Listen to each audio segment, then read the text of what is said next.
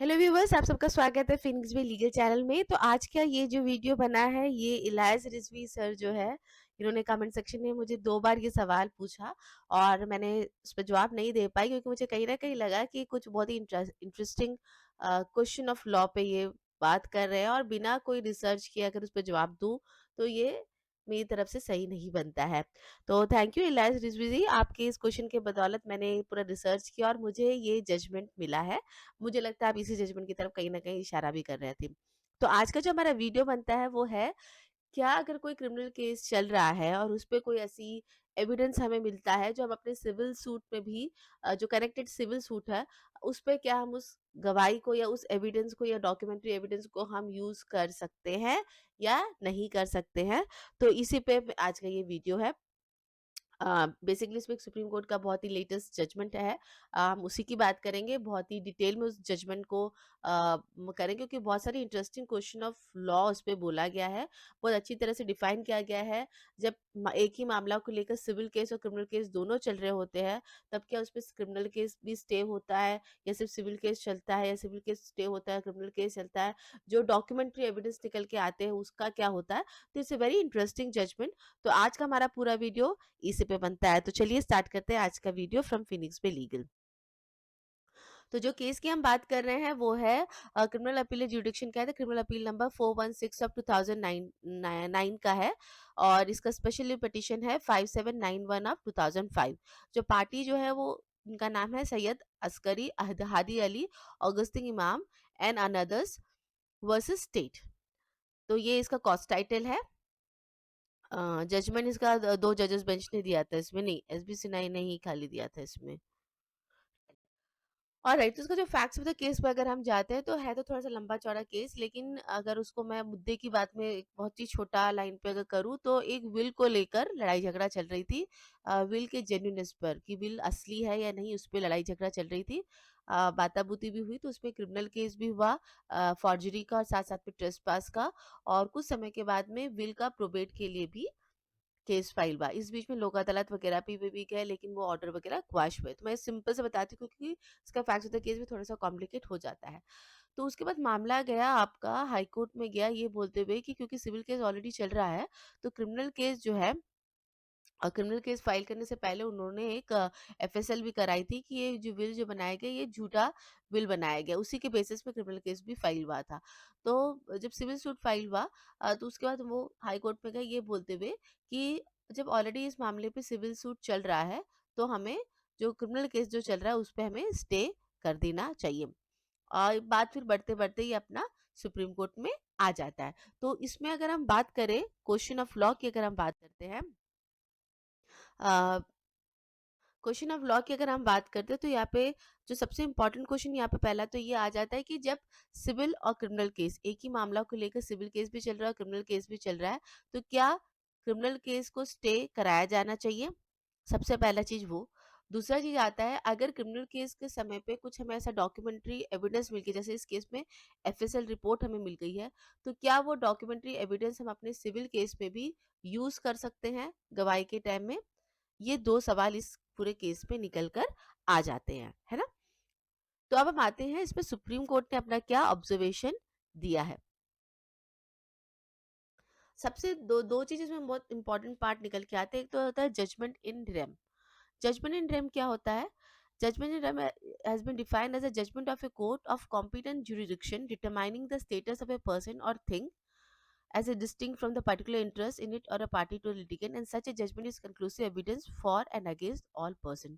तो judgement in RAM का मतलब सीधा सीधा होता है, कॉम्पिटेंट कोर्ट के पास में जो अथॉरिटी होती है, उस अथॉरिटी को ही माना जाएगा। अगर मैं सिंपल आम भाषा में बोलूँ तो, अगर हम इस केस रिलेटेड बात करें, तो जो सिविल केस कोर्ट का जो काम है वो सिविल कोर्ट करेगा, और जो क्रिमिनल कोर्ट का जो काम है वो क्रिमिनल कोर्ट करेगा, है ना? तो कहीं ना कहीं यहाँ पे जो इंटरफेरेंस की बात को, उसको क्लैरिटी दिखाते हुए, जिसका अथॉरिटी है, अब वो अथॉरिटी अपना वो काम करेगा, अपना जो जुडिक्शन होता है अपने जुडिक्शन के हिसाब से वो काम करेगा। कॉम्पिटेंट जो जुडिक्शन बोला जाता है, सिविल केस जो होता है, सिविल कोर्ट जो होता है, उसके पास क्रिमिनल कोर्ट का जुडिक्शन तो होता नहीं है कि वो पनिशमेंट दे दे, ना ही क्रिमिनल कोर्ट के पास पे जुडिक्शन होता है कि वो कोई डिक्री दे दे। तो ये दोनों ही अलग अलग चीजें होती है और अलग अलग कोर्ट का कॉम्पिटेंट जुडिक्शन होता है, और वो अपना काम अपने जुडिक्शन के तहत में ही करना होता है। इसको हम कहते हैं जजमेंट इन रेम। अब यहाँ पे जो सुप्रीम कोर्ट का ऑब्जर्वेशन जो इस केस में आया है, पैराग्राफ 10 पे, जो मेन पैराग्राफ 10 एंड 11 है, जो मैंने एज इट इज यहाँ पे डाला हुआ है, तो चलिए उसको पहले पढ़ते हैं। It is however now well settled that ordinarily a criminal proceeding will have primacy over the civil proceeding. एक वेल सेटल्ड प्रिंसिपल हो गया है कि सिविल केस और क्रिमिनल केस के बीच में अगर ये बात आ जाती है कि स्टे करना है, तो क्रिमिनल केस उसमें जीतता है। रीजन उसका क्या है? Precedence to a criminal proceeding is given having regard to the fact that disposal of a civil proceeding ordinarily takes a long time, and in the interest of justice the former should be disposed of as expeditiously as possible. Just because एक civil case चल रहा है, इसका मतलब ये नहीं कि criminal case को स्टे हो जाना चाहिए, क्योंकि जो अपने जो सिविल केस होते हैं वो बहुत लंबा चलता है, और सिविल केस का खत्म होने का अगर हम वेट करें तो वो सही नहीं रहता। उसके मुकाबले में अगर हम क्रिमिनल केस की बात करें तो क्रिमिनल केस बहुत जल्दी खत्म हो जाता है। तो इसीलिए सिविल केस और क्रिमिनल केस अगर चल रहा है तो हमें प्रेफरेंस जो देना होगा, अगर स्टे की बात भी होगी तो प्रेफरेंस जो हमें देना होगा वो हमें क्रिमिनल केस को देना होगा। The law in this behalf has been laid on in large number of decision. ये बात बहुत सारे सुप्रीम कोर्ट के पुराने केसेस में भी बताया गया है।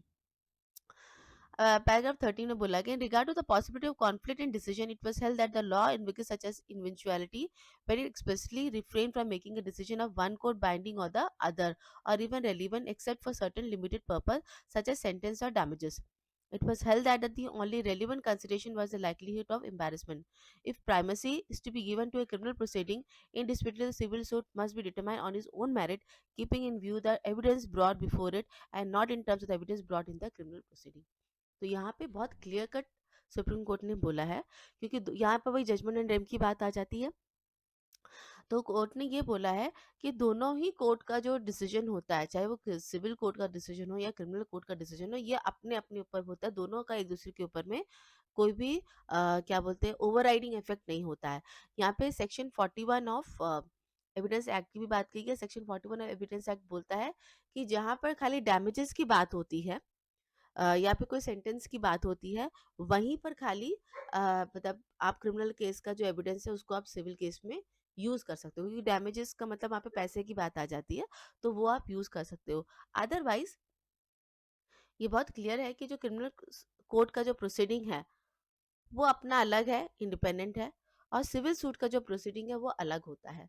तो जो क्रिमिनल केस में जो आपने एविडेंस यूज किया है वो आप सिविल सूट में नहीं यूज कर सकते, क्योंकि सिविल सूट का अपना अलग एक तरीका होता है कोई भी कंक्लूजन पे आने के लिए। मतलब वो अपना ट्रायल करते हैं, वो अपना एविडेंस करवाते हैं, उस सारे एविडेंस को लेते हुए वो अपना इंडिपेंडेंटली करवाते हैं, और उस पे लेते हुए वो एक कोई कंक्लूजन पर आ सकते हैं। तो सीधा सीधा मतलब इस केस पे अगर बोला गया कि ठीक है, क्रिमिनल केस पे वो एफएसएल रिपोर्ट थी, तो क्या वो एफएसएल रिपोर्ट हमारे इस क्रिमिनल केस का जो विल का प्रोबेट का जो केस है उसमें यूज हो सकता है? The answer is no. क्यों? क्योंकि क्रिमिनल सिविल केस का अपना अलग सा एक सिस्टम चलता है। खासकर अगर हम विल की बात करें तो विल का 61, 62 एंड 63 जो हमारे एविडेंस एक्ट है वो बहुत क्लियरली बताते हैं कि विल को प्रूव करने के लिए क्या क्या चीज होना चाहिए, क्या क्या चीज नहीं होना चाहिए, और प्रोबेट का जो कोर्ट होता है उसको वो उस हिसाब से उसको फॉलो करना है।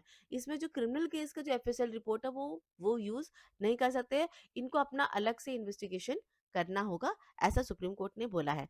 फाइनली उन्होंने ये कहा है, axiomatically, if judgment of a civil court is not binding on a criminal court, a judgment of a criminal court will not certainly be binding on a civil court. बहुत clearly बोला है कि दोनों court का judgement और degree, criminal court का judgement civil court के लिए बाइंडिंग नहीं होगा, सॉरी ऑर्डर, और सिविल कोर्ट का कोई भी ऑर्डर क्रिमिनल कोर्ट पे बाइंडिंग नहीं होगा।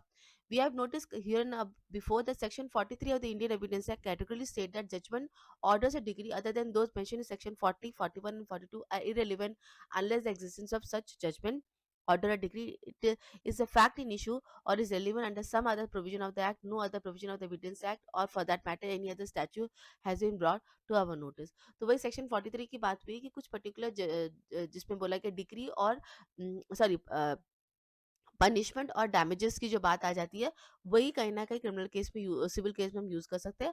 अदरवाइज आप उसको बाकी कोई भी उसका ऑब्जर्वेशन या फिर कोई भी एविडेंस है वो क्रिमिनल केस का वो आप सिविल सूट में नहीं यूज कर सकते हो। तो यहाँ पे उन्होंने यही बोला है, लास्ट पे जो उनका आ गया है, we no not think that we should firstly because the criminal case was instituted much prior to the institution of the probate proceeding, and secondly because of the conduct of the appellant and the stage in which the probate proceedings are pending. For that purpose, it may not be relevant for us to enter into the disputed question as to whether the will is surrounded by suspicious circumstances, as the same would appropriately call for decision in the testimony proceeding. इसलिए उन्होंने कहा है कि इसलिए हम civil suit में जो will का जो एक क्वेश्चन हो गया कि ये विल झूठा है, इस पे हम इंटरफेयर नहीं करेंगे, क्योंकि विल को प्रूव करने का अपना अलग तरीका चलता है। एक टेस्टिमनी प्रोसीडिंग्स होता है, जो कोर्ट का जो प्रोसीडिंग होता है, वो सिविल सूट अपना फॉलो करेगा, और फॉलो करके अपना जो डिसीजन है वो उस पर आएगा। सीधी सीधी बात बारे में बोले तो क्रिमिनल कोर्ट का केस का जो भी डिसीजन आया है, जजमेंट आया, एविडेंस आया, वो सिविल सूट पे कोई भी इफेक्ट नहीं करेगा। Pendency of the two proceeding, whether civil or criminal, however, by itself would not attract the provision of section 41. यहाँ पे section 41 attract नहीं होगा। The genuineness of the will must be gone into. Law investigates not only genuineness of the will, but also explanation to all the suspicious circumstances surrounding thereto, beside proof thereof in terms of section 63C of the Indian Succession Act and the section 68 of the Evidence Act. उन्होंने बहुत clearly बोला है कि जो genuine शब्द का जो will होता है वो आपको प्रॉपरली आपको प्रूव करना है अपने हमारे जो कानून है section 63C Indian succession act के तहत में, और section 68 of the Indian evidence act के तहत में आपको अपने जेन्युइननेस ऑफ द विल जो है, जो विल असली है या नकली है, इनके तहत में आपको प्रूव करना है सिविल कोर्ट में। क्रिमिनल केस का कोई भी ऑब्जर्वेशन आप नहीं यूज कर सकते हो ये बोलने के लिए कि ये विल झूठा है। तो आई होप आज का ये वीडियो मेरे लिए भी बहुत इंटरेस्टिंग रहा है। मैंने जब पूरा जजमेंट पढ़ा तो मुझे बहुत ही अच्छा लगा, and thank you so much Rizvi ji for giving me this an opportunity to go through such interesting judgement specially regarding the will, and thank you so much everyone for watching this video.